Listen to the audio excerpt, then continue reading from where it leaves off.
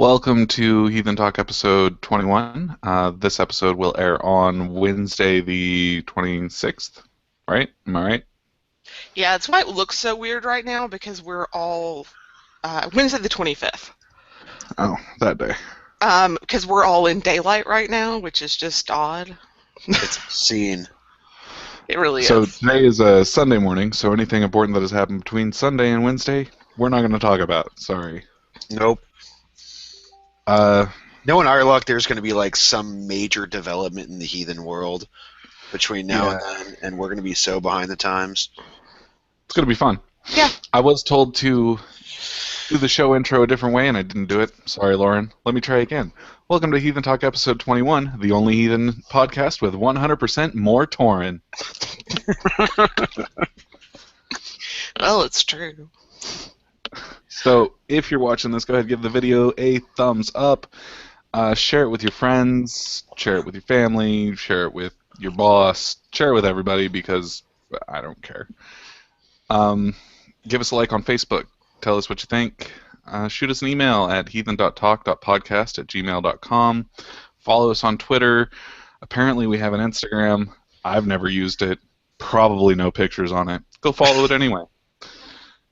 We have a to our Tumblr that's exactly the same way. You should follow that as well. See, this stuff is exactly why I don't know if you listening at home have ever noticed. I almost never do any of the social media pitching because I can't even. They're the ones that do it, and they can't keep track of what social media we use. To be fair on this, guys, we tried to go and claim as many social media accounts as we could in our name. That way someone else couldn't grab it and then suddenly start posting crazy stuff under Heathen Talk, because that's us. That's pretty much what it was. On that vein, Heathen Talk has a Patreon, patreon.com/Heathen Talk. We have t-shirts on sale. You can find all the links on the Facebook, which is facebook.com/Heathen Talk. And I have I have to say something. There is a T-shirt design that I have been begging for months now. That was originally done by White Marsh Theode, by Brian, their alderman, and they Who only we've had sold on the show. who we've had on the show. Yes, if you all remember that episode. If you don't remember it or you never saw it, absolutely go see it. It was one of our better episodes as far as I'm concerned. The guests were amazing. I have been trying to get permission from them to use the T-shirt design that they used to sell for our own, and it's coming soon. Let me tell you that this is a T-shirt that I have been begging since the moment I saw it to get. So you guys are all going to want it. It's great. And we will try to have that up as soon as we have the artwork so we can... That's all we're waiting on, is we're waiting to get the artwork so we can get it produced. And I just want to say, we've all gotten our Heathen Talk shirts in, and I'm, compared to, like, I've ordered stuff from Zazzle, I've ordered stuff from Cafe Press. The quality on these t-shirts is phenomenal. I mean, it is top rate, and it's cheaper than, I went to look at buying a shirt on Cafe Press, a friend of mine did, and it's actually cheaper on T-Chip, and it's better quality. So come out and buy a t-shirt. They make great Yule gifts for your kin, and there's also a coffee mug. So buy a coffee mug for people. On that note, you have all of our social media links. Go like them. Yeah. Go talk to us. We want to talk to you. We respond to every message we get on the Facebook page, even when we don't want to. So... today, normally we would be doing a toast, and we would tell you about someone who was doing something wonderful in the heathen community, but we're not going to do that today. Today is a special episode. This airs the day before Thanksgiving, so we're going to tell you what we're thankful for, and we're going to read off what you guys were thankful for on the Facebook page. So, Thorin, what are you thankful for? Honestly, I'm ridiculously thankful for a lot of stuff.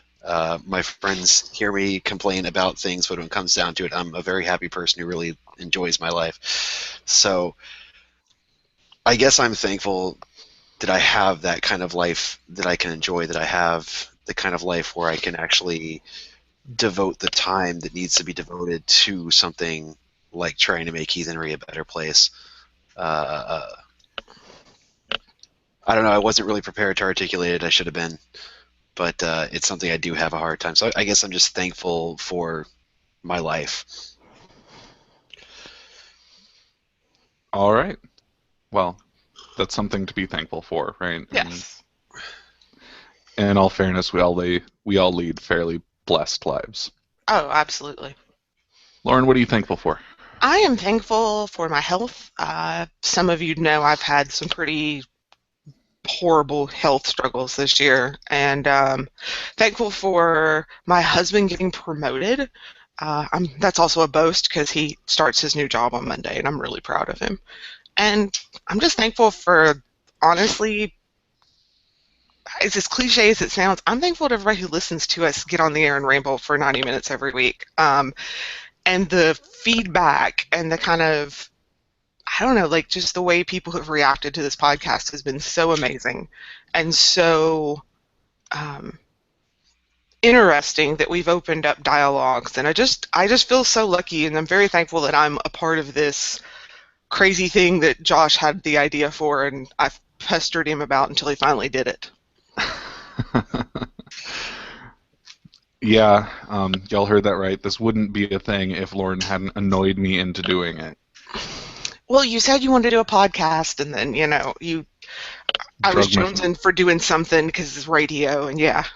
Whereas I just kind of pushed my way into it after the first episode because I love to hear myself talk. He does, really. It wasn't even like we offered a host position to Thorin. He just showed up and was like, "Yeah, I'm doing this now." And like, all right, I guess you're doing this. The only person we've pressed into service, well, our producer Mark and Toby, we all told them, "No, you're part of this. You don't have Yeah. a choice." Going Pretty to much. do that. And I'm also thankful for Mark. He doesn't get all the fame and glory like we do, but man, he does some work, and he's the other person that edits podcasts and also wrangles the chat room. I mean, he does a lot for us, so I'm very thankful for him. And honestly, pre-recording this episode is probably a bit of a gift for Mark because he doesn't have to keep up with the live element. Yeah. He doesn't have to wrangle you reprobate heathens in the chat room today. Which, I mean, he's good at it, but I'm sure he needs a break. For me, I'm thankful for a lot. I'm still employed, which I wasn't convinced that was going to be the case. I'm thankful for living where I live. I live in the most beautiful region on the planet, where you have the best beer in the world, and my family's all within less than a day's drive. I mean, what more can you want? So, Lauren, what are the fans thankful for? Well, you have- our permanent guest host, historical producer, and all-around smart guy, Toby, is thankful for the periodic tale of relevance, especially Einsteinium. Cindy is thankful for her family, as cliche as it sounds. Kate is thankful for the harsh light of morning as it strikes my tired eyes, reminding me of the next 24 hours I have yet to endure in this frozen hellscape. I should point out with that one that the vast majority of my tribe right now is either suffering with or getting over the flu, so Plus, that was unhelpful. yeah. Melanie is thankful for Heimdall and her daughter. Our producer Mark is thankful for I'm not the only one with a dumb nickname anymore. No. Shut up, Tosh. Nobody asked Tosh. Park. Yeah. Safely power sliding down a mountain without any lasting injury twice. Cascadia Moot is thankful for everyone who's coming to Cascadia Moot. Shannon is thankful. Right now, I'm thankful for prescription painkillers and my mom's apple pie. And Jesse is thankful for the slice of cake he just ate. So, Okay, so I just want to say to those last two fans, uh-huh. I'm on day 5 of no sugar as I'm trying to get my weight and stuff under control, and that was mean. I am on month 7. In fact, 7 months today since the last time I ate what I call recreational sugar, which is basically junk food. So you can do it. It's going to suck, and you're going to hate yourself for a while. and you're going to want to kill people, and then after about 2 weeks, you don't want it anymore. It's great. I've been replacing my sodas with black coffee because the meat of morning is the most magical drink ever. I am Hail thankful to for that. having brown sugar, Irish whiskey, and heavy cream to add to my black coffee. You're probably also thankful for your wife. Just throwing that out there. I'm thankful for coffee that doesn't have booze in it because I can't day drink. Because quite frankly, and this is like the shout out for the one to Thorbjorn, who is the only other NASCAR fan, Heathen NASCAR fan I'm friends with, because after this I'm going to go yell at the TV for 2 hours and hope Jeff Gordon wins because it is the championship. You got to That's make so- sure that they turn left, right? I mean, you just this that is left not a road turn is a course. tricky one. Yeah, it's not a road course, so they got to turn left. But yeah, I'm such a redneck when it comes to that stuff, but that's okay because it's awesome. So, and the reason I'm a redneck like that about that stuff is because my family is. We've been involved with racing in some way or another since I was 3 or 4 years old. I remember sleeping on the car trailer at the racetrack on weekends, because we'd be out there doing races where my dad was pit crewing. So, it's kind of a part of my family bond. Well, and family bonds are important, especially when you have shared interests like that. Whether it's NASCAR, which I made fun of you for a little bit earlier, My husband does too. Don't feel bad. or if it's my family's love of fighting with each other. We yell and scream at each other, but it's all in good fun and love. And those shared experiences and traditions are really important, especially in this time of year where we're starting to bring the extended family back together and meet up at Grandma's house for Thanksgiving, and then a month later at Grandma's house again for Christmas. It's a very important time of year for family. Yeah, and it's really interesting as I've gotten older. When I was a child, I saw my extended family a lot more. My extended family is very spread out, and the only time we really saw each other was, other than my grandparents I saw more often, was Christmas and summer. And so, yeah, it is a really important time of year, and I kind of am sad. I kind of miss that we don't, because my grandparents have passed, and we're now to the age where we all have. Well, most of my cousins have kids, and are married, so it's different now. But I mean, it was such a good time to come together with family, and there's so many traditions that we had that I kind of miss. But my family does not enjoy arguing with each other. We're just the opposite.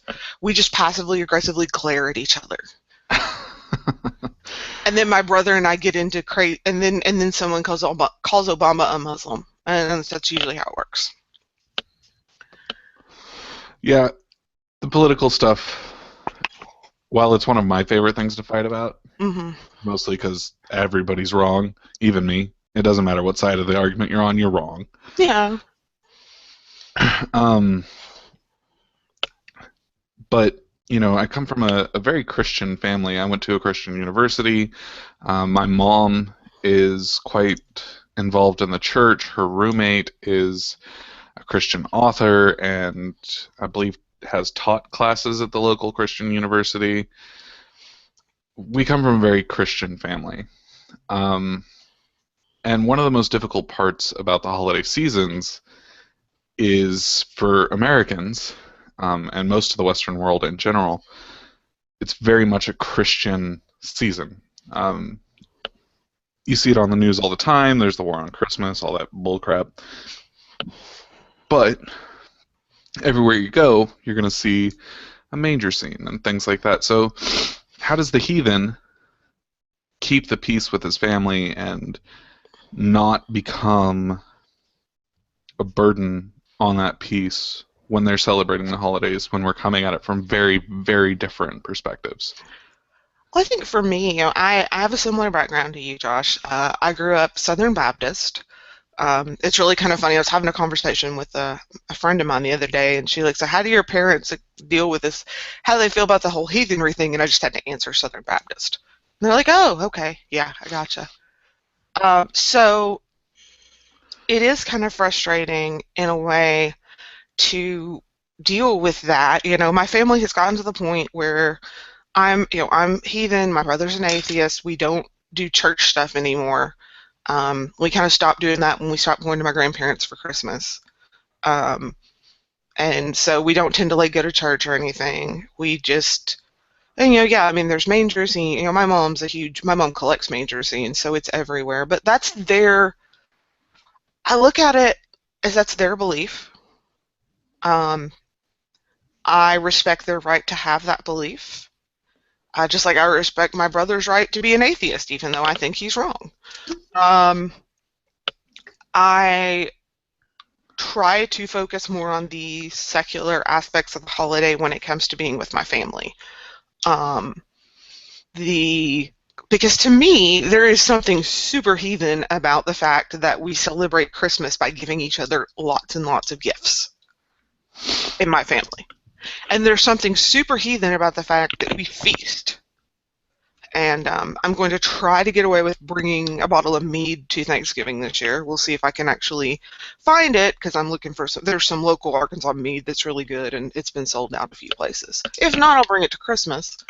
And my brother and my dad and I'll drink it. My mom won't. But it's just, I'm trying very hard to stay focused on the fact that it is my family. It is important that we spend time together. It's important that we love one another and try to avoid talking about the things, that I try to avoid pretty much talking about current events with them that aren't how's your mom and them kind of things. Gossip, local town gossip stuff, just because I don't want to get into that argument with my family.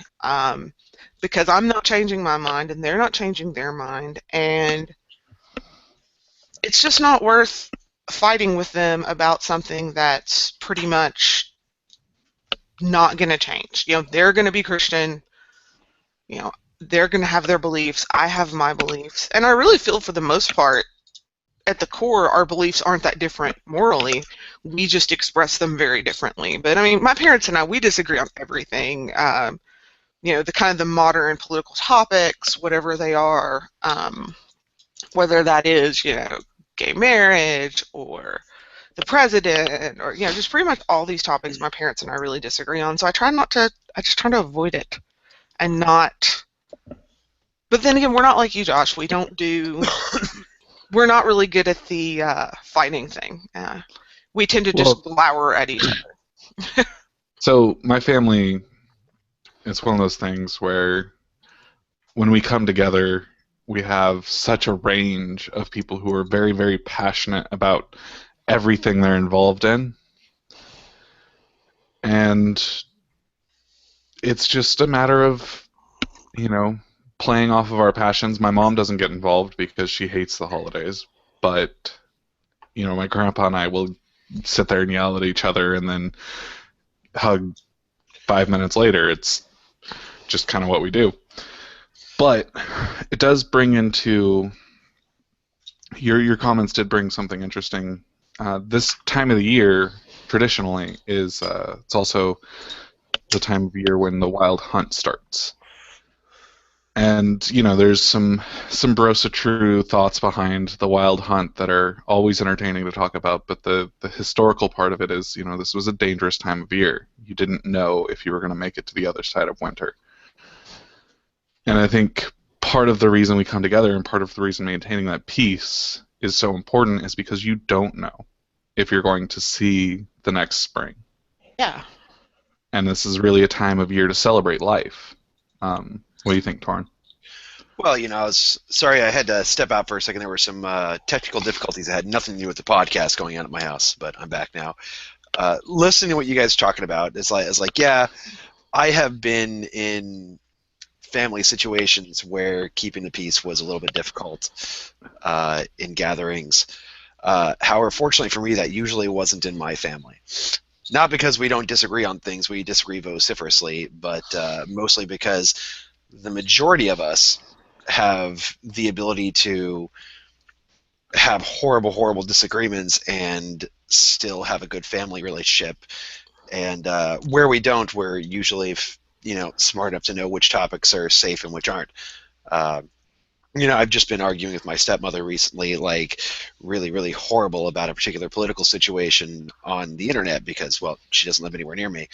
And then in, the same time frame, she's trying to help me out with things, problems I'm having in another post. But what Josh said is extremely valid about the the social aspects of associating this time of year with the wild hunt, et cetera, and honestly not knowing whether or not you're going to come out the other side of winter.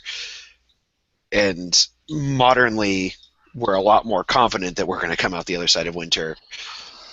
But one thing we can always remember is that we probably have a lot fewer family gatherings than we did back then, and any family gathering could be treated the same as one might have treated a winter gathering.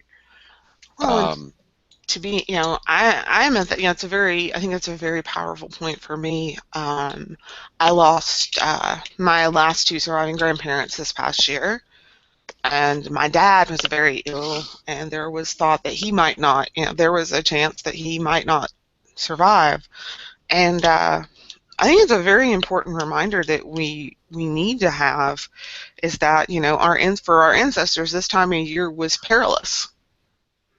And life is very fleeting, and you never, as much as I hate to think about it, especially with my dad,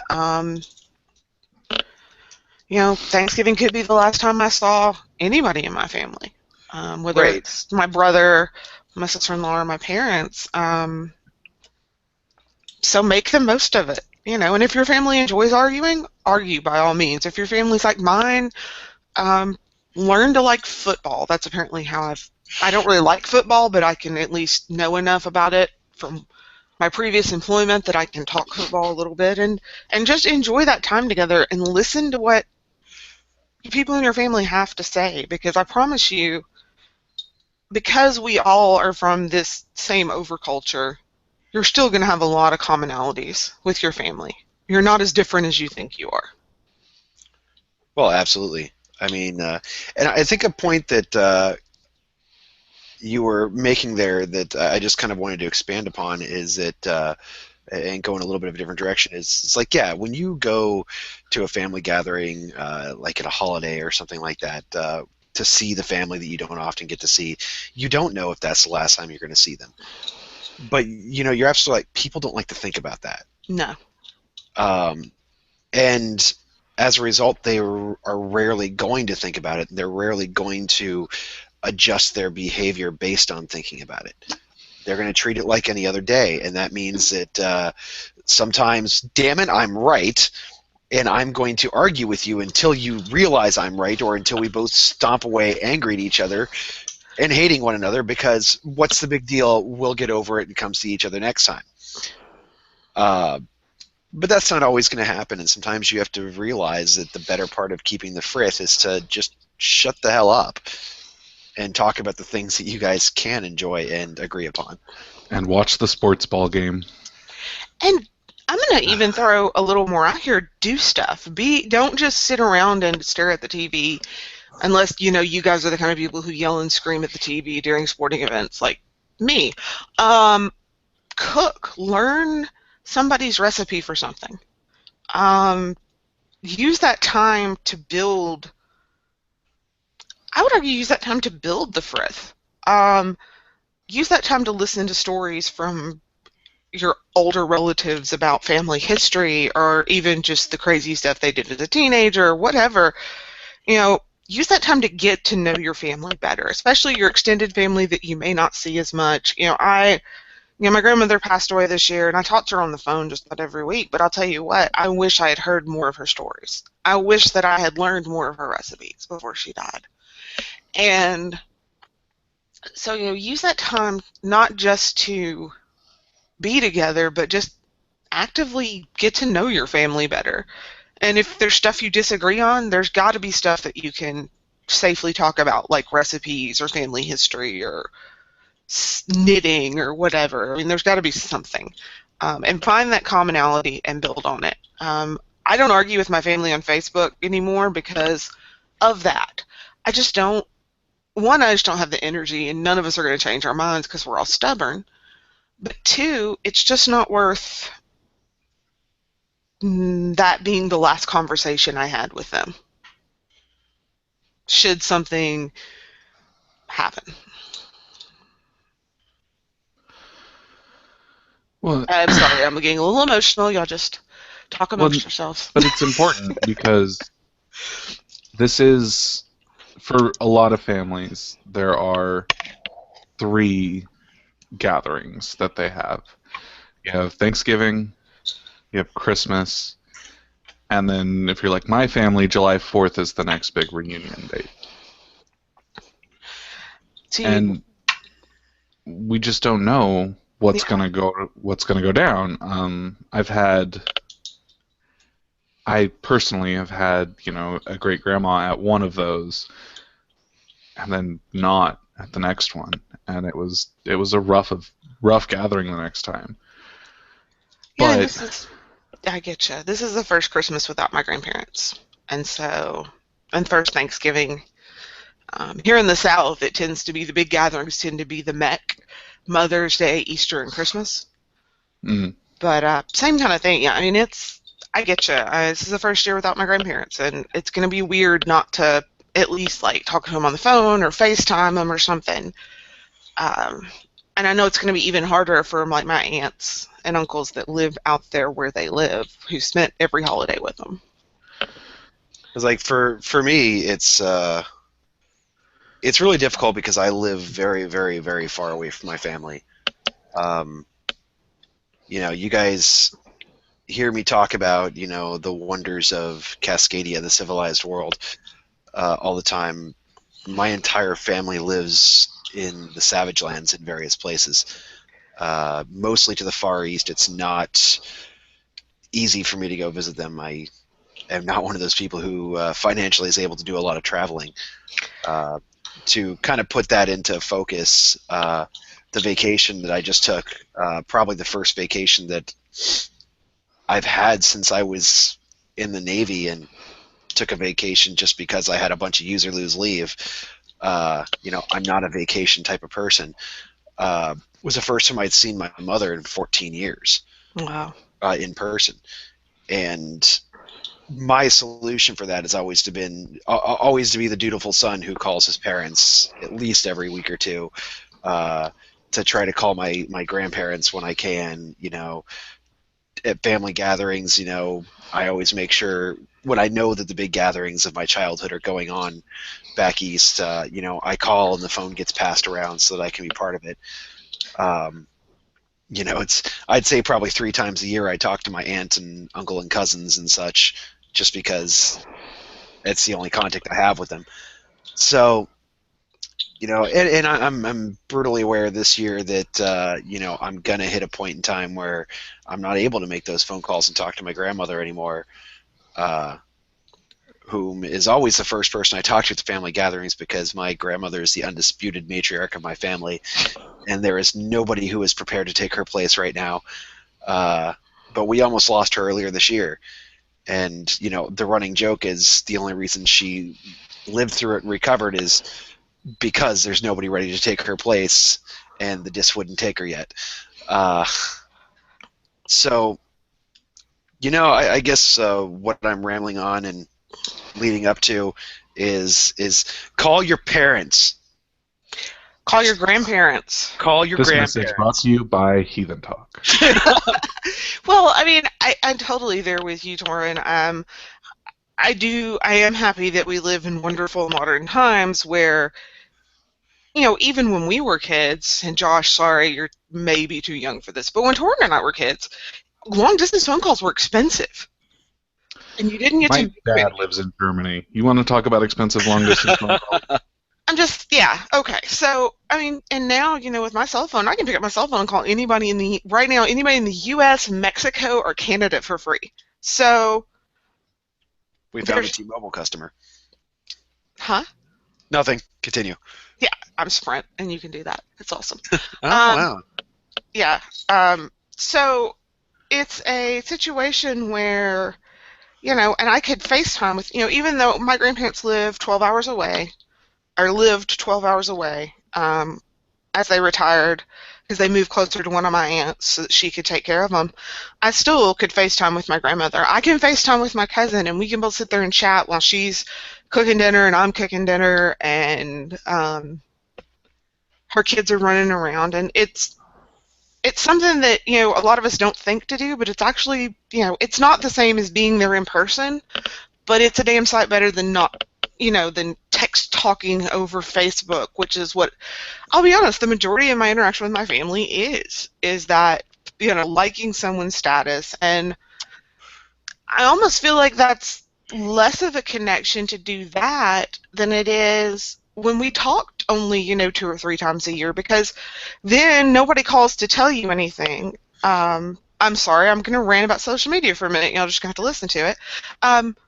My cousin passed away a few years ago, and no one bothered to call anybody. They just posted it on Facebook. And I don't know, there's something more impersonal about that than there is anything else. And I feel like I feel like that we really need to make those phone calls and get together, because, like we have talked about in the past, I don't think those bonds are built as much when you try to build them over electronic media, just like you can't have a bloat online. When you share a meal with someone and you raise a glass, whether it be mead or wine or beer, or in my family, sweet tea, um, there's a connection that's built there that just can't be built via other mediums. And as Well, heathens, that's important. Even if it's my non-heathen family, that's still super important to me. so there was something that came up in the pre-show that I kind of wanted to touch on here. There's a lot of heathens, a lot of Americans in general, come from broken families. They come from bad backgrounds where, shit went down and it wasn't pretty and the family fell apart. And as such, they have either a twisted, unappreciative view of what family is, or they go the other extreme and develop a super romanticized view of what family is and begin to think that the nuclear family is the only way to have a good family. What do you think those heathens that do come from that can do to kind of readjust the way they're looking at things to have a greater appreciation for the holiday season? Well, I guess first of all we gotta talk about what level of broken are we talking about here. As analytical as that sounds, but I'm gonna go ahead and bring up me as an example because it's the example I know best. I come from what I can refer to at best as a semi-broken family. My parents divorced when I was really young, and I was, school age, not out of high school yet when my parents on both sides remarried, and so I've got a stepmom and a stepfather. For various portions of my childhood, I grew up with both, so that's why I say semi-broken. I got to a point in my life where I was able to see both of the step-parents as actual parents, even if it did take me well into my adulthood before I had the common grace to use the words mom or dad rather than their first names. And it's still something I force myself to do just to be, I guess, nice, because I know it makes them feel good. But you have to realize that it's not about you.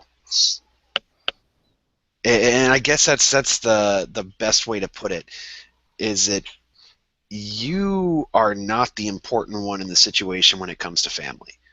The family is the important one in the situation that comes to family. So, yeah, your family can be broken. You can have divorce. You can have people who, for one reason or another, are kind of outcast or black sheep in the family. But you really have to stop and think about what that means. Have they done the kind of things that stop them from being family? I seriously doubt it. We've done an episode on Frith, and that is going to be kind of at the heart of this episode in a lot of ways too. So those of you that have listened to us in the past or listened to a lot of the various comments and other episodes we've made on the concept of Frith, you understand exactly how important the concept is and exactly how hard it is to truly break Frith. So take your ego out of it for a second. Realize that, no matter how broken the family is, no matter what the reason for the break is, that Frith still rules. It's still important. These people are still family. They're still blood. They're still ancestors. And you need to just try to deal with that. Well, and that bond, that blood bond, is incredibly powerful, and it transcends heathen culture. Even the arch heathen culture. Every ancient culture had that blood bond where you didn't mess with blood, period. The Romans were really, to my knowledge, the first group to really try and transcend that, but it's that important that it transcends a religious heathen thing and becomes a human thing. We need that connection with those that are related to us. Right. Because, when it comes down to it, that's the most basic relationship that any human can have. These are the people that are the most interested in your welfare, even if they don't always realize it, even if you don't always realize it. They have this connection, this vested interest in seeing you live and seeing you succeed. Yeah, and I'm reminded of, to pull a little, I was looking it up, I'll be honest with you, Culture of the Teutons. Where it talks about, I'm just going to read a little bit here, guys. Briefly, we must begin with the kin, the race, or family, a gathering of individuals so joined up into one unit that they appear incapable of independent action. The point here, and I'm skipping it, is the individual cannot act without all acting with and through him. No single individual can suffer without affecting the whole circle. So absolute is the connection that the individual simply cannot exist by himself. A slight loosening of the bond, and he slips down, the most helpless of all creatures. So what we're talking about there is a concept that I've seen a lot of internet heathens like to throw around really, really loosely when they're pissed off at somebody, is the concept of nithing. You're somebody who has been so completely outcast, so completely outlawed and deemed without worth that even their family won't recognize them any longer. That is a powerful thing. So realize that when you're intentionally breaking off people from your family, that you're making them nithing. Or at least in you're trying to anyway, even if you're not actually succeeding in it. That is a hugely powerful thing. It is, and it's. I really didn't think our Thanksgiving episode would be this heavy. I don't think it was in the plan to just kind of drop the hammer on the Thanksgiving. Oh, I knew it would be. We're talking about family and Frith. It was gonna get heavy. Well, and let's be completely honest here. When you get into this kind of stuff, it is heavy because it's important. I don't know any other way to say this except for, we push a lot of times we are our deeds as heathenry. But the fact of the matter is, we are our kin is just as valid an observation. If you look through the sagas, you look through everything, it really is about family.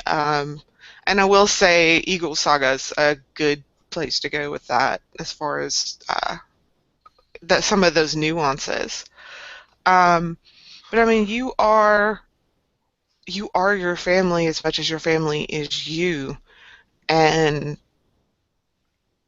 even in some of the even in some of the other stories where, let's say, you have a family member who is not behaving in a proper way, um, then you say to them, um, you basically say to them, please fix it, please stop doing that. But at the same time, you're not going to turn your back on them. And that, go to our fifth episode. I'll link it when we get this show up, so you can listen to that as well. Where we talked about what would you do if your brother was wanted by the police for murder, um, and it was murder outside of the murder outside of the family. It gets a lot more complicated when it's inside the family, but it's the same kind of thing. You have to,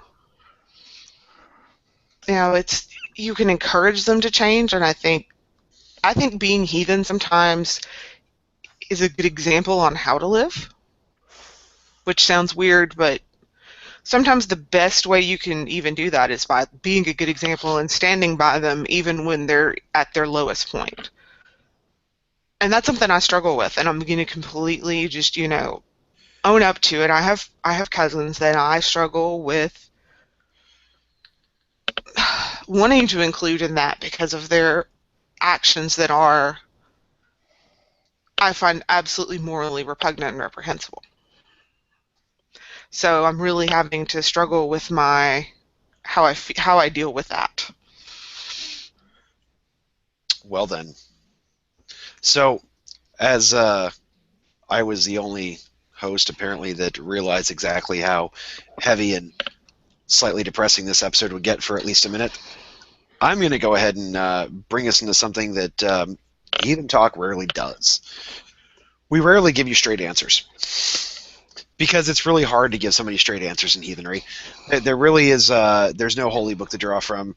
Obviously, there's no codified set of rules. There are no 10 commandments. We did an entire episode on why there are no 9 commandments either, so go ahead and look through our archives and listen to that one. Episode 9. Hey, we made it easy to cross-reference for y'all. Yeah. So what I'm going to do here is there's a question that I don't think it necessarily came up specifically in relation to this episode when we were calling for questions, but it's definitely something that I've seen come up over and over and over again in various heathen forums, is how does one actually deal with their conduct at family gatherings, especially when you're going to family gatherings that are uncommon? If you've got the type of family gathering where you guys get together every Sunday for brunch, that's different. I have met those families before. Most of them still live in the South. It's a wonderful thing, even if I could never put up with actually living there. As someone who lives in the South, yeah, I couldn't do that. No, I would love to have that sort of, weekly family gathering. I mean, it would be a bit of a touch of nostalgia for me, when I was still living with my mom and my stepdad before moving in with my dad and my stepmom. We had Sunday breakfast every week. Well, brunch, whatever you want to call it. That was great. We got together. My stepdad spent, a bunch of time in the kitchen making, a full-on Southern breakfast, everything from pancakes and bacon to grits and eggs. It was all there. And, that was the one time a week where you could guarantee that there wasn't going to be any TV trays or any of that crap. We were going to sit down at the table and we were going to have a nice family dinner, or family meal anyway. And when we got up, that's when the kids got depressed because it was our time to go do the dishes, and the kitchen was usually trashed. But that's neither here nor there. A lot of us, lucky. A lot of us, it was. I do consider myself lucky. I mentioned earlier that when we were saying what we were thankful for, that those that are close to me, including you two, will often hear me bitch and moan and groan about things in my life. But honestly, I've got a great life. I've lived a great life. Even the parts where I was poor and homeless, there were things that I was really able to pull out and say, hey, this was great. I met my wife while I was homeless, living in my car, and she still married me. For me, the same thing. I will say, I'm going blind. We make a lot of jokes about it, but it is what it is. And had I not started going blind, I wouldn't have ended up where I am marrying my husband, who is absolutely a saint to put up with me. Um, so, it's even in the darkest times, there are definitely good things you can pull out if you have that attitude. And I think that that kind of attitude is very heathen. That, Right, yeah, we can exactly. bitch and moan, but at the same time, we also acknowledge, You you bitch know, and moan because you wish it were better, but right. wishing it were better doesn't make it bad. No, and and at the same time we boast and stumble, and when in those times when it's over the horn and it matters, there's so much that we share that we are thankful for. Right. But so, like I was saying, for once we're going to give you a straight answer on how to deal with shit. So you're going to that family gathering that you don't have very often. You don't have that weekly brunch where you understand where your entire family gets together and there are very clear rules on how to behave yourself. So, how do you figure out how to act, what to say, what not to say? When should you open your mouth? When should you shut the hell up? Um, these are things that, especially that last part, that heathens have a lot of problem with. Most people that I find that have been attracted to heathenry really don't know when to shut up.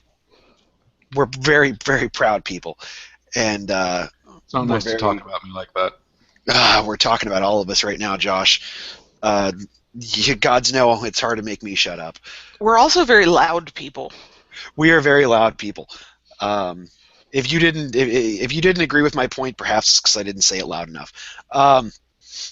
So you've gone to this gathering. Gatherings used to be the family holiday gatherings used to be at my grandmother's house initially. She is the one I mentioned earlier. She is the undisputed matriarch of my family. So for me, growing up this way, it's a very clear and cut path to understanding how to behave. You ask yourself, what would grandma say? Because she's in charge. And honestly, if she was at a gathering and we weren't at her house, she was still in charge because Granny's the matriarch of the family. That's going to be your first step, is identify the matriarch of the family at a heathen gathering. Uh, Or patriarch. well, I'm getting there. Yeah. Because we're not necessarily just talking about good rules of conduct. We're trying to talk about heathen rules of conduct. Hmm. And when you're at a family gathering of this sort, the matriarch of the family, no matter where you are, is going to be the person who is generally in charge. It is her hall, as it were. And it doesn't matter if granddad's there or not. It doesn't matter if granddad bought the house. Doesn't matter if grandma's never worked a day in her life. It's her hall. So um, now a lot of you are going to say, my family doesn't have a matriarch. So that's where you move to the patriarch. Who's the master? You're looking for your eldest. You're looking for those who have been there, who are responsible for the existence of your family at this point. They are the ones that you need to be looking to for deciding how to act. And you're not necessarily always going to like the way that they want things to run. And the cure for that is to live long enough until you are that person. And then you make those rules. Now, some of you are going to be saying, I couldn't necessarily pick out the patriarch of my family. And this sounds to some of us, and I know some of you out there are thinking about this. It's like, how can you not have a clear patriarch or matriarch at a gathering like this? Well, honestly, it's because the overculture often doesn't stress that kind of a thing. It doesn't stress us understanding or even listening to the concept of a matriarch or a patriarch of an entire family. And as I said, I wasn't really joking when I said there's nobody in my family prepared to take the role of the matriarch when my grandmother dies. Because it's not really something that the modern overculture stresses to look towards. I'd like to say it's my mother, but it might be her sister, and nobody could really say one way or the other which way that's going. And time will tell. Hopefully a long time. But so that's when you need to look at where you are. Are you meeting at Uncle Bob's house?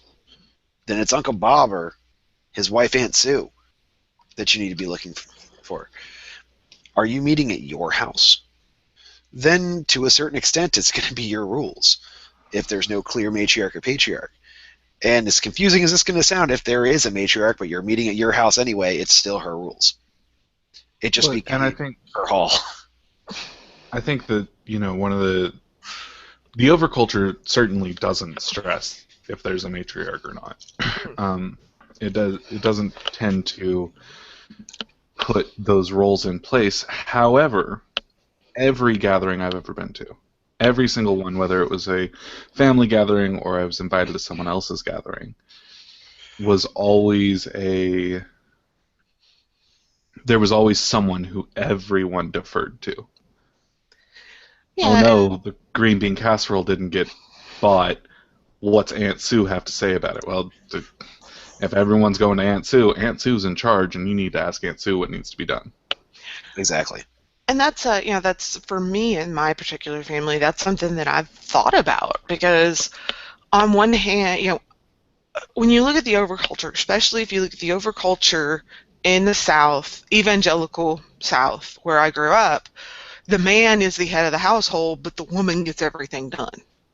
And that stems from not only just family, but church and the whole nine yards. So, that's something I'm actually going to observe and think about because my Thanksgiving gathering is very small. It's just my immediate family. So that's something definitely to look at and think about as you're at these events over the holiday season, because you may have a matriarch or a patriarch in your family and just not realize it, or you may just have to start inferring based on whose house you're in. It just really depends on everyone's family situation is going to be very unique. But yeah, definitely you want to engage the rules of being, even though it's your family, you are still, by definition, a guest. Right. And you bring up kind of an important point there, is that you may have a matriarch and a patriarch and not realize it. I don't think there's anybody in my family, or at least there wasn't until the first time I used the words out loud, that would have pictured my grandmother as, the undisputed matriarch of the family. It was just something I identified a long time ago. It was unspoken. And, I said it out loud one day about a year ago, maybe, and nobody argued with me because there was no argument to be made. So, yeah, there should always be somebody anyway that it's pretty clear is the person you ought to be listening to. And if you're ever finding yourself questioning that situation, well, who should I be listening to? Then, kind of run down through those steps in your head. And when you kind of get to that person where you're like, maybe it's this person, it's probably that person. There's, a lot of subtle cues, and I've actually been in situations where the person who was the matriarch didn't realize she was. She just thought nobody else knew how to do anything. And so we're going through this event, and nobody's doing anything without her permission, and she just thought we were all idiots. So paying attention to those cues can help you identify who that person is and help you keep them sane, because that's a big job. And I just want to also add in here, that's also something to pay attention to. We talked about heathen gatherings last week. Same thing. Look and see who who is the chieftain or the godwoman, or as in my kindred's term for me is she who must be obeyed, of the group. And that's the person who's going to set the tone for your behavior at that event more than anything else. At Cascadia Moot, it's going to be Josh and Thorin and Toby, because they're the ones organizing it. But you know what? It may end up, like I know at a lot of events I go to, you have this male chieftain of the group, but there's somebody who's running the kitchen. And to be honest with you, whoever's running the kitchen, that's the real person you look to. Oh yeah, and we are discussing exactly how that organizational structure is going to go at Cascadia Moot, and you are all going to know, and there is going to be a matriarch, and you are all going to listen to her. Apparently there's going to be a matriarch, and I'm going to listen to her. Yeah, that's how it works. Well, that's why you should keep up with the meetings. But I think it is something that's, we definitely, I think, rules of being a good guest when you're dealing with family, whether it's the occasional family gatherings like family reunions, or it's that weekly brunch you have with your family, which my family, I can't remember a time we didn't use TV trays, but that's neither here nor there. Either way, those are going to be the just be the rules. Be a good guest. Bring a gift. Don't be a douche. I mean, guys, it's not hard. If ever there was a heathen slogan, it would be "Bring a gift and don't be a douche." Hey, you know what? Actually, Lauren, you've touched on something that I completely have been neglecting this entire time, and I'm really glad you said it. Uh-huh. Bring a gift. Yeah. This is simple rules of hospitality. Josh touched on it earlier. Despite the fact that his family, remember you're a guest. So the rules of being a guest apply. I mean, there's definitely some differences in being a guest amongst slightly stranger people and being a guest amongst family or very close friends that might as well be family. But there are a lot of rules of hospitality that transcend that kind of stuff, that it doesn't matter if you've known these people for your entire life or if you met these people last week. And one of those rules is you bring a damn gift. Yeah. I have so far, as far as personal interaction, in-person meets-based meeting, have met both Josh and Toby. And we've all exchanged guest and host gifts because of this. And it doesn't have to be fancy.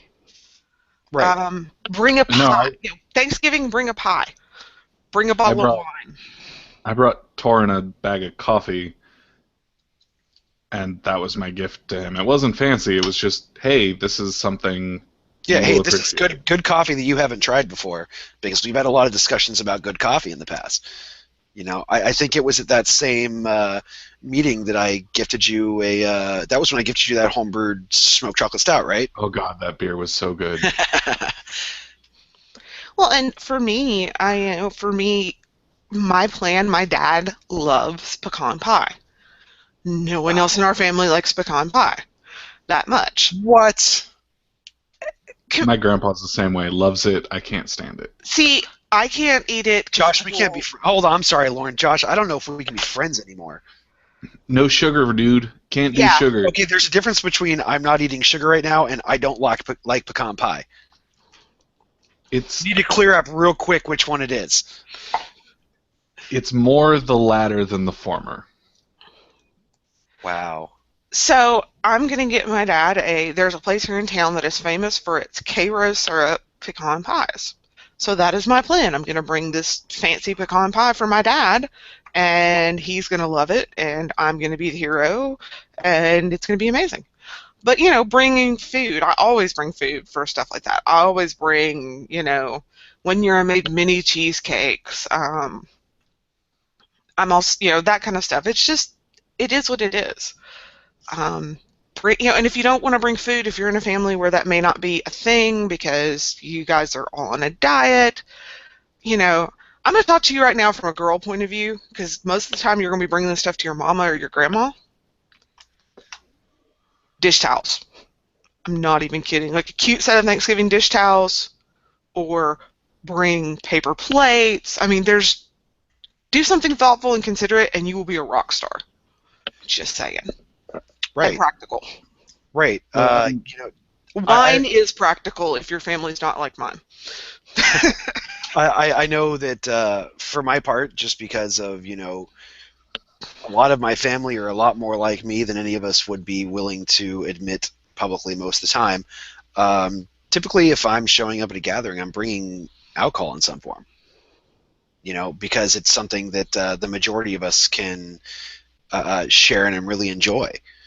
And because I know that they're all going to be like me, and that, as much as they are willing to throw open the doors of the liquor cabinet and the beer closet for everybody in attendance, we all know that when everything's said and done and everybody leaves, we're going to look at the liquor cabinet, the beer closet, and go, oh, when we see how bare it is.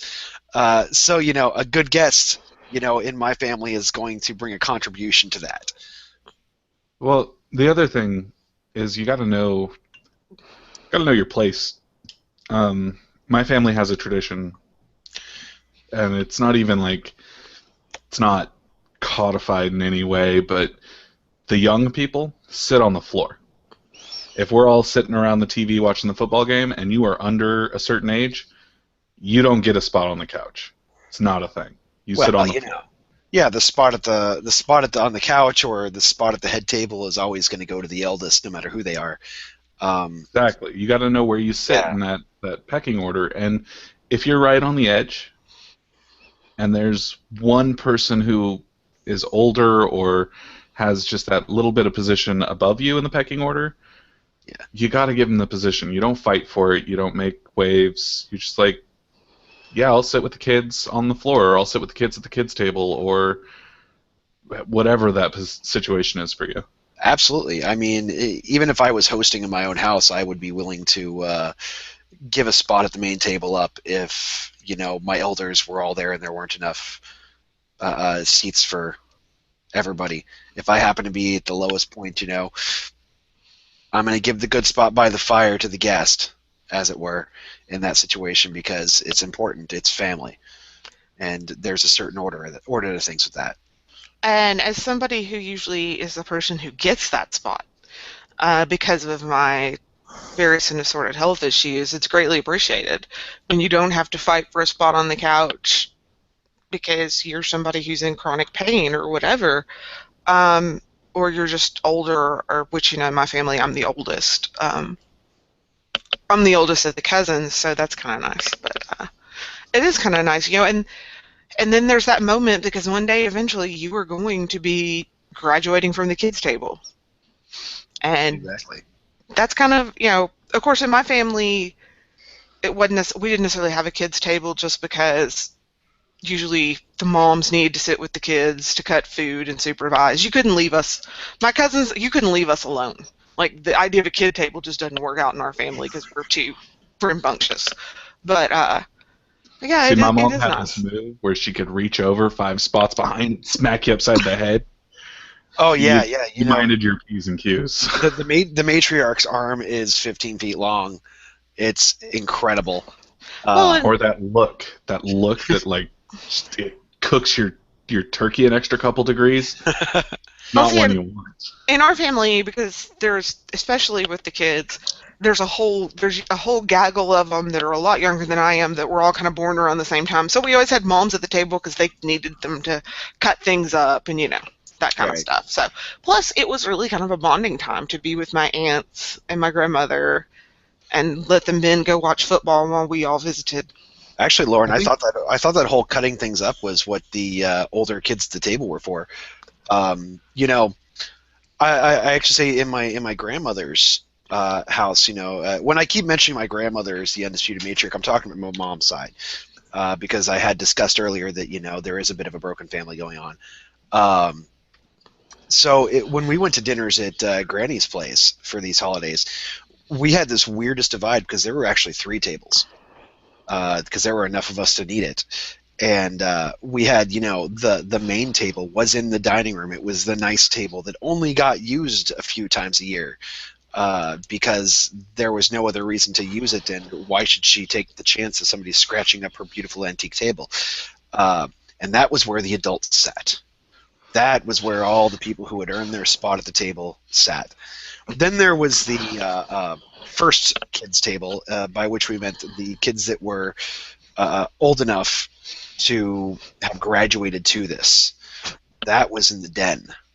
Now, I say the den because she has that kind of house that has a den and a living room.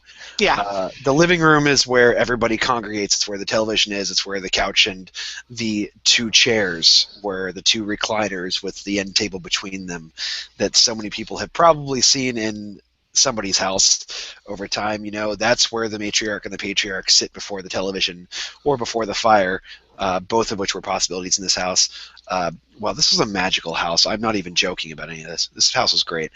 But the den, that's where all the interesting things were. That's where the children did not dare to tread, because that's where the things that could be broken and were special were. My grandfather was in the military. He retired there. He picked up all sorts of amazing things throughout his travels, and they were all housed in the den. See, in my family, it's just the opposite. We have the formal. My grandparents had the formal living room, where all the neat stuff was, and the kids didn't go play, and that's where the piano and the organ and all that was, and there was no TV. Then there was the den, which had the TV and the recliners and all that. So. Oh yeah, see, there wasn't even really properly anywhere to sit in the den, because to put somewhere to sit would encourage people to go there. Oh, there was one sofa bed, and that was for me and my cousin. We were the oldest to sleep on, because we were the only ones that could be trusted in there. No, this room was, if I had to try to come up with a good way to describe it, it was damn near a shrine to the lives that my grandparents had lived. It was a museum. It really was. It was a museum of their lives. But a few times a year when we had family gatherings, there was a folding table that got set up in there with some chairs around it, and that's where the kids that were old enough to be trusted in the den without an adult were seated. It was a hell of an honor as a kid to be graduated to that table. And, you know, there was the third table that was for the younger kids, the kids who hadn't earned their seat in the den yet, which wasn't so much a table as it was the bar at the side of the kitchen, where you sat on the high stools, and it was visible from the main table by the one person who was sitting at the head. Was the only one who could see around the door there, but that person was always my grandmother, so she could give you that withering look if you were about to do something stupid. I love that look. Isn't it a great look? It is. So actually, Lauren mentioned something that I think is really important to family gatherings in general. It's a bonding moment. It's a time where the young boys see the men learn how to be men. It's a time where the young women see the women in the family and learn how to be women. And it's a time when the young kids look at the teenagers and figure out how to screw with their parents. Yeah, exactly. Where we all learn those lessons. Important things. And it's something that, if you're a heathen with a family, meaning you're married and have a kid, you want your kid to have that, to see what it is the men in your family value and how they act. To see, for the young women, to see how their mom acts around other women, or to see how men treat the women in their lives, to experience a good environment, or a natural environment, really, where family interacts and learns how to be around each other. And I would stress here, if you do come from a family whose values on that might differ from yours, such is my case if I had children, which I don't, but whereas how I perceive women is different, women's place in families is different. It's also a time to teach your kids how to respect people who believe differently, but they're still family. You know, my family is very patriarchal Christian. I am, as I have been called, an evil liberal feminist. Shout out to the people who leave those comments on Facebook and YouTube. I am an evil, toxic feminist. Just, yeah, go with it. You just hate me because, you know, I'm all about these equal rights up in here. And I use the phrase toxic masculinity. Cause, yeah. Anyway, so it's also a good chance. She's not bitter about this at all, though. I think it's hilarious. I found it hilarious. I mean, Lord, if people aren't criticizing you, you are not doing it right. Period. So, but it's a good time also to teach kind of that. We may not agree with them, but they're family lesson, which is, I think, one of the biggest lessons in heathenry. I mean, that's kind of the whole idea behind Frith, you know. We may not agree with them, we may argue, we may think they're putzes, but they're still family. Right. And we're going to take care of each other. Absolutely. And I don't know if you, Thorin, sounds like you had big holiday gatherings, but did you have similar experiences where you were learning and teaching the younger generation all at the same time? Well, absolutely. I mean, you kind of when it's like the weird positioning of those tables, and the thing is, I don't think that it was ever intentional. But as I mentioned, from the main table, the the matriarch, I'm sorry, could see the young kids table, the bottom table, and but everybody sitting at that table could hear what was going on at the adults table. We always knew what was going on. Now, the table that you graduated to, eventually in the magical den, you couldn't see the kids table, and you couldn't even really hear it, but you could see everything going on and hear everything going on at the adults table. So it was kind of this weird circle where, as you started to hit the end of your stay at the youngest table, you're learning from the adults table. And you kind of get to that point where you're the oldest person at the kids table, and you're sort of the one in charge. You're the one that's, trying to keep the matriarch happy by keeping your table in line. And there was always somebody coming up from behind you that was waiting to be that person. And once you moved on to the next table, there was still an obvious hierarchy going on for the people that had been there the longest. The teenagers and almost teenagers that were sitting there, and and that's why it's awesome Yeah. to be the oldest cousin. Just saying. yeah, because you were pretty much usually the person in charge at any table you were sitting at, weren't you? Until you moved to the adults table. Pretty much, and yeah. I do have one more thing I want to bring up today as far as dealing with, especially, and this is very much I realize this is more aimed at mine and Josh's experience, and those of you who come from very religious families who are not heathen.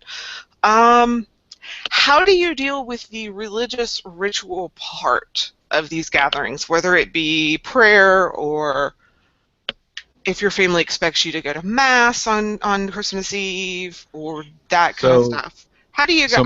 Yeah. I grew up non-denominational Christian, which is the floweriest of the flowery Christians. We tend to think that anyone who has a denomination is not a real Christian because they're not actually listening to Jesus.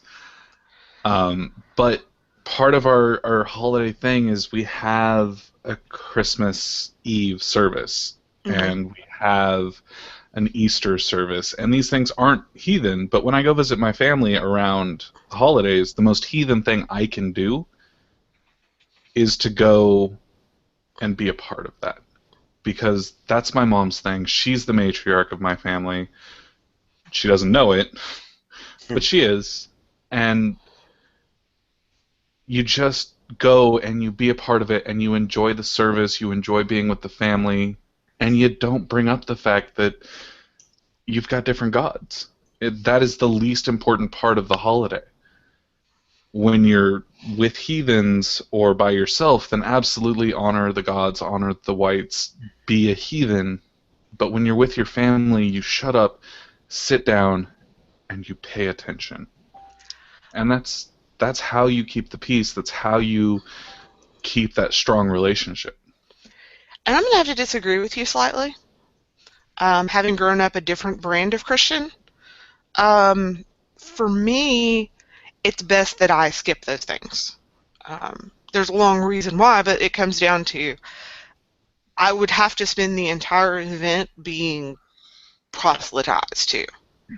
And for me to keep the peace with my family is to not expose myself to that where it could potentially make me angry or upset. And it's one of those things that it's just not worth the hassle. And it's not something that's really important to our family anymore because my parents just don't live in an area with churches big enough to sustain that kind of stuff.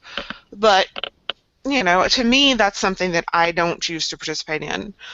When my family prays or does any of that kind of stuff, I'm respectful and bow my head and let them pray. But for my family situation, and again, here we go, there's nothing, different, concrete, and heathenry. I think it's very situational. You're going to have to make the decision that works best for your particular family situation. Be respectful, but also I don't feel like I have to submit myself to the treatment I would get stepping foot into their church if I went. Well, and I completely agree with you that, my mom does not preach at me. She knows I'm heathen, and every once in a while, I'll get a call on Easter, and she'll say, "He is risen," and she won't shut up until I say, "He is risen indeed." But beyond that, I don't get preached at. And it's because we both want to keep that relationship strong that works. If she was super preachy, and I knew that going to Christmas Eve service with her was going to result in, the laying on of hands and all that stuff, then I might have to back out and say, I can't be there simply to preserve our relationship. Okay, so for my part, the grandmother I've mentioned so many times because she deserves mention as many times as possible, she's an odd duck. She's one of the few people that actually understands in my family that actually understands me being a heathen, and she outwardly disapproves of it completely because how can I not be a Christian? In fact, she has a hard enough time with the fact that most of my family aren't Catholic, which she is. On the flip side, you can tell very obviously that she approves of me, at least in some way, upholding the old family stories. So she's torn, and she kind of keeps it to herself and just gives the outward disapproval that she needs to. However, there are certain things that we do, and we do it because she is a matriarch. If I'm in that area, which I haven't been for many, many years, but if I'm in that area during the Christmas time frame, I go to midnight mass. It's not questioned. I just go, and it doesn't bother me. I've not taken sacrament since I've become a heathen because I understand that sort of thing a lot more than I did when I was a kid. But nobody's questioned that either by Catholic standards, because if you're not in a state of grace, you don't take sacraments. So nobody's questioning me not doing it. But the fact is, I don't have any reason, either personally or as a heathen, not to go to the ritual event of another religion. There's nothing about being a heathen that's that would prescribe you from going to another religion's ritual, and being respectful as long as you realize what that respect entails. And part of that respect is not joining into not joining into portions of the ritual that are very specific, like taking sacrament for the Catholics. It'd be the same that, if I was at a Protestant church and there was some weird thing going on about, okay, come receive a 2-for-1 baptism, I'm not going to go to the head of the line and get baptized, because that would be a abuse of their ritual. Or actually, okay, more realistically, in certain Protestant churches, if there is a call for testimony, or hey, come to the front and kneel at the altar and laying on of hands and all that, I'm going to stay seated in my pew, which in all likelihood at least 50% of the actual Christian congregation is going to do the same thing on any given day. That's a conservative estimate. Yeah, it's a very conservative estimate. I'm talking about, some of the really wild Pentecostal churches I've been to in the past where 70% probably is going to go to the altar. But yeah, so I mean, like I said, there's nothing about being a heathen that prescribes you from entering the holy places of other religions, or stops you from going to their religious rituals. Just be knowledgeable about that ritual and respectful enough not to abuse it. Well, and I think, yeah. just real quick, Lauren, Yeah. I think that this is also a point where it's going to be different for every family. With Lauren's family, if she can't go to the thing because it will put extra strain on her family, then the best thing for her family is to not go. Exactly. For my family and Thorin's family, it is absolutely the best thing for our family to go. We'll be respectful. We're not, Thorin and I are agreed, you don't take communion if you're not a Christian. You don't get baptized unless you're willing to walk that path. But for us, it's best for our families to show up and be a part of that. So if your family is different, do what is best for your family. And I think we're just you're just that's something like with almost everything in heathenry, where you're just going to have to be thoughtful about and think about and consider and think about what is best for your family, and what is, because really it is. I mean that is the thing about heathenry. You know, when we say that which is good for the tribe is good, that which is bad for the tribe is evil. That's not because we don't have this codified set of beliefs that, 10 commandments or whatever. You have to be thoughtful. You have to actually think through your actions and think through the ramifications and think through what is actually best. It's not, there's no easy handbook of how to be heathen and how to behave in this situation. And I think if you don't take anything else away from this podcast, please take that away, other than call your family and be thoughtful and truly consider. Bring a gift and don't be a douche. Yes. That's call your mother, bring a gift, don't be a douche. We just summed up the last hour and a half. Yeah, but I mean, really, that's a part of it. And to me, I am respectful when my family prays. I don't bring up, well, that this is a pagan holiday stuff.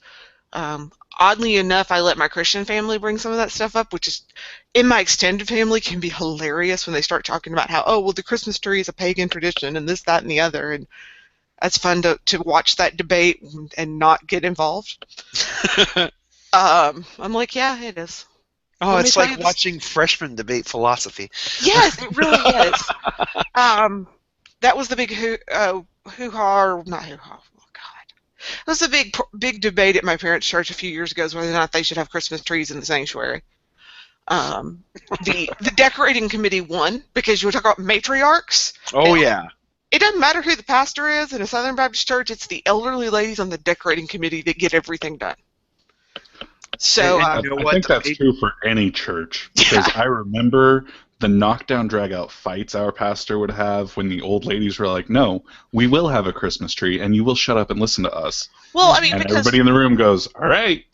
Because it's so funny, because you grow in a supposedly patriarchal religion where women can't lead men. Women sure did have all the power and have the power because they're the ones that do stuff. But I digress. I mean, I mean, let's face it, you only get one family. Yeah. Love them or hate them, they're still your family, and you still, if you're embracing this way of life of being heathen, it's an obligation to maintain those relationships whether you like it or not. Well, yeah, I mean, you get connections between all sorts of things in heathenry.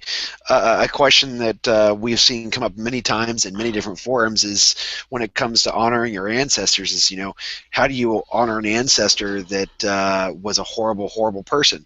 That's why you realize that you wouldn't be here without them and that you owe them a certain amount of something. So the same thing goes with your family. It's like they're your family, Now, I want to add one small caveat here. Okay. Because I think it is important.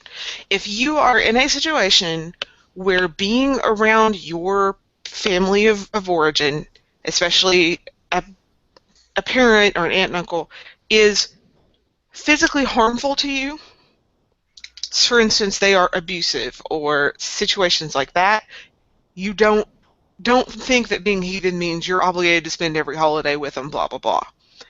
You can still respect and honor them and help them out if they're in need without spending the holidays with them. Sometimes people think that being heathen requires that you have to hang out with your family all the time, even if they are the kind of people who are harmful to you and your well-being, and that is not the case. I just want to point that out. Yeah, absolutely. I mean, I made the joke earlier about how Heathen Talk never gives you straight answers, and so we were going to give you a straight answer today. Well, there's your not quite straight answer part of it, is that there are going to be exceptions to things sometimes, and I guess one way of putting this is, what would your psychologist say? Uh, if your medical professional is telling you it's a bad idea to hang out around certain members of the family, don't out around certain members of the family. And I I think know that's if something that can't be stressed enough. If you have a medical professional telling you something, it doesn't matter what you think heathenry says about it. Do what the doctor says. Exactly. We're also, just yeah. talking heads on the internet. They spent Also, yeah. a long time in school to learn how to tell you what's up. Exactly. Like I often say, they have PhDs and MDs, and I don't. I've taken that one intro to psychology class in college. Um, I will also say that if you have a relative who is dangerous, like for instance, the creepy uncle. We all know what I'm talking about here. I don't want to say it out loud, but we all know because there may be kids listening. But that creepy uncle or creepy grandpa or whatever. It's perfectly okay not to be around them or let your kids be around them. Right. Funny uncle. That was the word I was looking for. Funny uncle. Funny uncle. That's a very Gotta love southern thing. euphemisms. Gotta love euphemisms. Yeah, funny uncle is a very. And if you're in the South, you know what that means. If not, find somebody who's Southern. So we didn't really have any questions come up other than the usual, when's your show? And when do you guys go live? Which is always Wednesday night at 7. Always. Except for this week. Well, it'll still go up Wednesday night at 7. Oh, It's when well, we yeah. air. There you go. If you're wondering when the next show is and it's not Wednesday, the answer is Wednesday night at 7 p.m. Pacific. So- I would also like Go to ahead. say that if you guys are around Wednesday night and you are listening to this as we rebroadcast, I will be in the chat room Wednesday night to hang out and chat with anybody who wants to talk about the show. So, of course, I'm saying this at the end of the show.